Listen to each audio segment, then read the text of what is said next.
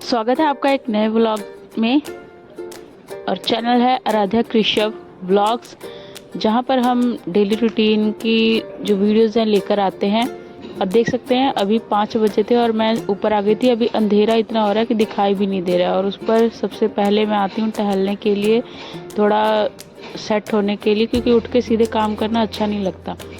और उसके बाद मैं नीचे गई थी, झाड़ू पोछा वगैरह किया था, नहा लिया था और पूजा करने लग गई थी। पूजा करने के बाद खाना बनाएंगे। आज मुझे बनाना है भिंडी की सब्जी और पराठे। आराध्या को स्कूल जाना है, हस्बैंड को जॉब पे जाना है, तो वही किचन में बनाएंगे।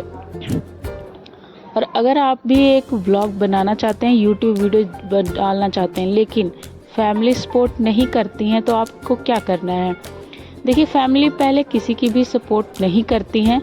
सब सोचते हैं कि पता नहीं क्या कर रहे हैं ये लोग, कोई सपोर्ट नहीं करता है। पहले हर घर में यही होता है। बहुत कम लोगों के घर होते हैं जहाँ पे लोग अपने बेटियों को या फिर बहुओं को सपोर्ट करें कि आप ब्लॉग बनाइए, और हस्बैंड भी सपोर्ट करें। ये भी बहुत कम चांसेस होते हैं। और मेरे हस्बैंड भी कभी कभी सपोर्ट नहीं करते हैं। कभी कभी वो कहते हैं कि पता नहीं क्या फ़ोन लेके बैठी रहती है, इसके पास टाइम ही नहीं है, हमेशा फ़ोन में घुसी रहती है। लेकिन कौन समझाए कि ये जैसे आप लोग 24 घंटे की जॉब करते हो, 12 घंटे की, 8 घंटे की जॉब करते हो, वैसे ये भी हमारी जॉब है और इसमें भी वक्त देना पड़ता है। ये नहीं है कि हाँ 2 मिनट वीडियो बनाई, 2 मिनट फ़ोन उठाया और सारा काम हो गया, तो ये बात हो जाती है। और ससुराल में रहकर तो और भी ज़्यादा डिफ़िकल्ट हो जाता है, क्योंकि सबको समझा पाना बहुत मुश्किल होता है। आप एक इंसान को तो समझा सकते हो, एक इंसान को अपनी तरफ मतलब अपनी बात को क्लियर करके उनको अपनी तरफ ले सकते हो, लेकिन घर के सभी मेंबर्स को ये चीज़ समझाना ये थोड़ा मुश्किल हो जाता है।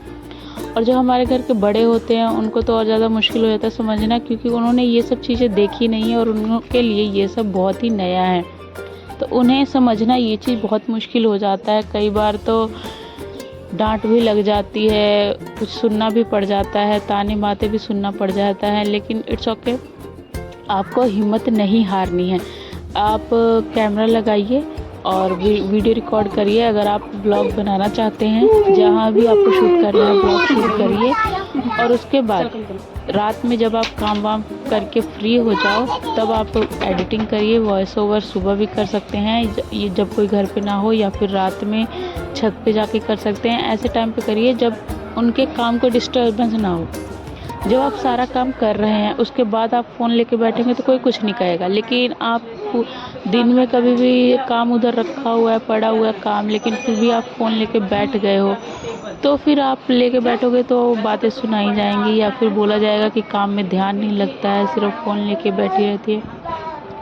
तो इस तरह से आप कर सकते हो। और शुरू में तो किसी को भी कोई भी सपोर्ट नहीं करता है। शुरू में सपोर्ट पानी बहुत दिक्कत हो जाती है, लेकिन धीरे धीरे जब उनको पता चल जाता है कि ये जो है ये काम करके ही रहेगी और इसको रोकने टोकने का कोई फ़ायदा नहीं है, तो फिर वो लोग चुप हो जाते हैं और धीरे धीरे सपोर्ट भी करने लग जाते हैं। और मेन बात है, जब आपका चैनल मोनेटाइज हो जाए तो उसके बाद जो है फैमिली है वो सपोर्ट काफ़ी हद तक करने लग जाती है, क्योंकि उनको पता चल जाता है कि ये भी इनकम का एक ज़रिया है और ये भी हमें यहाँ से इनकम मिलेगी, काम कर रही है। तो ये आपको जॉब की तरह ही काम करना है। और अगर आप ब्लॉग बनाना शुरू कर दिए हैं और आपका चैनल चल भी रहा है, थोड़े बहुत व्यूज़ आ रहे हैं, तो आप डीमोटिवेट हो जाते हो, या फिर आपका मन नहीं करता कि रेगुलर होकर करें, आलस आती है, तो आप ये सोच के करिए कि ये एक तरह से आपकी जॉब है और आपको जॉब से छुट्टी नहीं मिल सकती। अगर आप बाहर भी जॉब करेंगे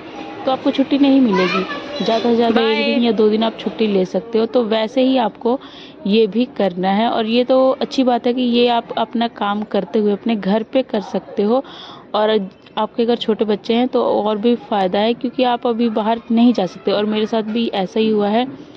मेरा ये है कि मैं खाली नहीं बैठ सकती हूँ। शुरू से ही मैं शादी से पहले भी ट्यूशन पढ़ाती थी, स्कूल में जॉब करती थी, और शादी के बाद कुछ साल तक नहीं किया मैंने, 4 साल तक।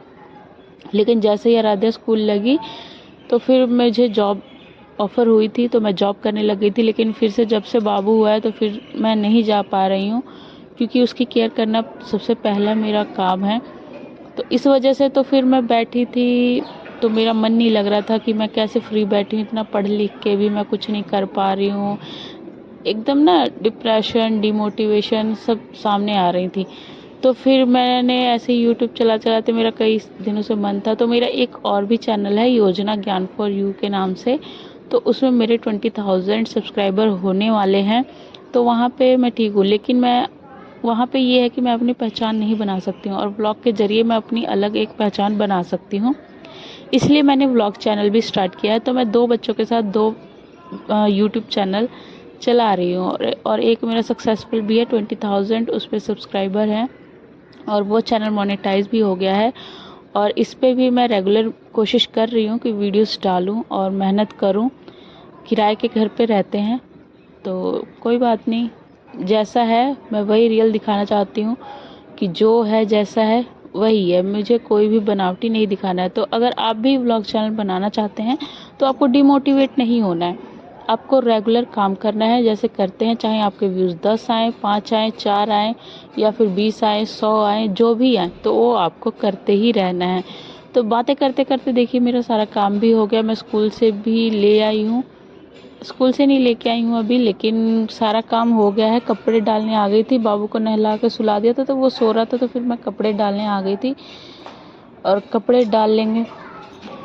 कपड़े डालने के बाद टाइम हो चला है अब राधा को स्कूल से लेके आने का, इसलिए मैं फटाफट डाल रही हूँ ताकि लेट ना हो जाऊँ। और पहले इसलिए डाल के जा रही हूँ क्योंकि फिर बाद में आती हूँ तो वो कहती है कि मम्मा मैं आ जाती हूँ, फिर आप काम करने लग जाते हो। इसलिए मैंने कपड़े भी जल्दी जल्दी धो लिए थे और कपड़े डाल के और उसके बाद जाना है।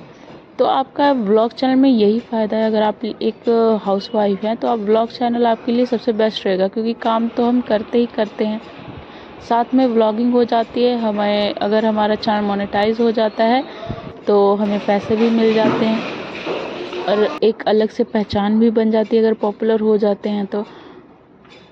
और यूट्यूब की जर्नी इतनी आसान नहीं होती है, हमें लगातार मेहनत करनी पड़ती है। किसी किसी का चैनल बहुत जल्दी मोनेटाइज हो जाता है, मतलब पैसे आने लग जाते हैं, और किसी किसी के चैनल में काफ़ी टाइम भी लग जाता है। तो आपको बिल्कुल भी डीमोटिवेट नहीं होना है, बिल्कुल रेगुलर काम करते रहना है। तो अभी हम आ गए थे स्कूल में, और देख सकते हैं दिल्ली की सड़कें कैसे हाल हो रखा है, बनाई जा रही हैं धीरे धीरे। तो मैं स्कूल से लेके आ गई थी आराध्या को, तो मस्ती से जा रही है, और बाबू भी खुश है कि दीदी के साथ हम घर जा रहे हैं।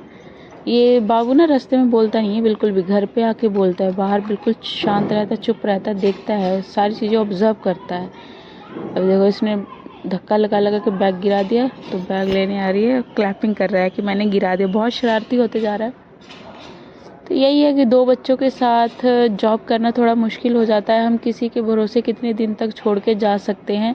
कोई एक दिन आपके बच्चे को संभाल लेगा, 2 दिन, 10 दिन, 20 दिन, महीना दिन, लेकिन हमेशा हर रोज़ किसी के भरोसे नहीं छोड़ सकते। कोई जैसी एक माँ बच्चे को पाल सकती है वैसे और कोई नहीं पाल सकता है। और अगर आपके हैं फैमिली मेम्बर ऐसे जो पाल रहे हैं, अच्छे से देखभाल कर रहे हैं, तो आप खुशकिस्मत है कि आपके बच्चों को आपके सास ससुर या फिर और जो भी घर में मेम्बर है वो देख रहे हैं। तो ये दिन की वीडियो हो गई थी ख़त्म, और रात की वीडियो स्टार्ट है। रात में मैं आ गई थी डिनर बनाने के लिए, तो आज कचौड़ी बनाने का मन था, इसीलिए वीडियो शूट कर रही हूँ।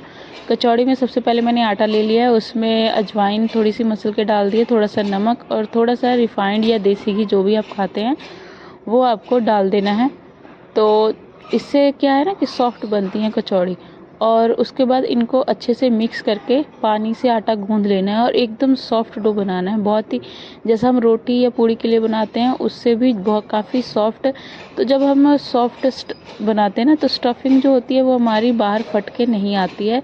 तो आप देख सकते हैं अभी कितना चिपचिपा सा गीला सा आटा लग रहा है, लेकिन इट्स ओके, इसको ऐसा ही चाहिए।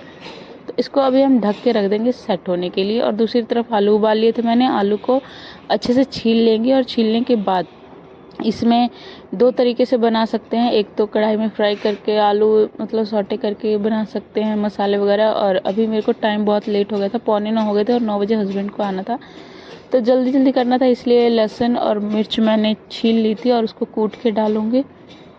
भुनने का टाइम नहीं है क्योंकि भुनेंगे तो गर्म होगा, और उसके बाद गर्म की स्टफिंग नहीं कर सकते हैं, और लेट हो रहा था, बच्चों को भी भूख लग रही थी। अब नमक, हल्दी और मसाला इसमें डाल के और मिक्स कर लेंगे। मिक्स करने के बाद आटे को देखेंगे कि आटा कैसा हो चुका है। तो आटे की जो पूड़ियाँ हैं वो आप तेल से भी बेल सकते हैं और आटे से भी पलथन लगा के बेल सकते हैं, तो वो आपकी इच्छा है। मेरे को आटे से ज़्यादा कंफर्ट लगता है, तो हाथ पे थोड़ा सा रिफाइंड लेंगे और आटे को अच्छे से मसल लेंगे हल्का सा। और देख सकते हैं आप कितना सिल्की आटा हो गया है, सिल्की एंड सॉफ्ट, बिल्कुल प्लेन आटा हो गया है। तो इसमें आप पता क्या है, जब आटा सॉफ्ट हो तो कितनी भी स्टफिंग आप कर सकते हो अपने अकॉर्डिंग। ये नहीं है कि फट रहा है तो ये हो रहा है वो हो रहा है, इसलिए देखो हाथों से ही फैलता जा रहा है। और कई पूड़ियाँ तो मैंने हाथों से ही टैप टैप करके बनाई और बहुत अच्छी बनी थी। और अगर आपको ज़्यादा पतली खानी है तो आप बेल भी सकते हैं, उसमें भी कोई दिक्कत नहीं है। मैंने बेल के भी बनाई थी कुछ पूड़ियाँ, तो आप उस अकॉर्डिंग बना सकते हो। उसके बाद गरम गरम निकाल के इसको आप चटनी के साथ, अचार के साथ, दही के साथ, किसी भी चीज़ के साथ आप खा सकते हो। हमने चटनी के साथ खाई थी।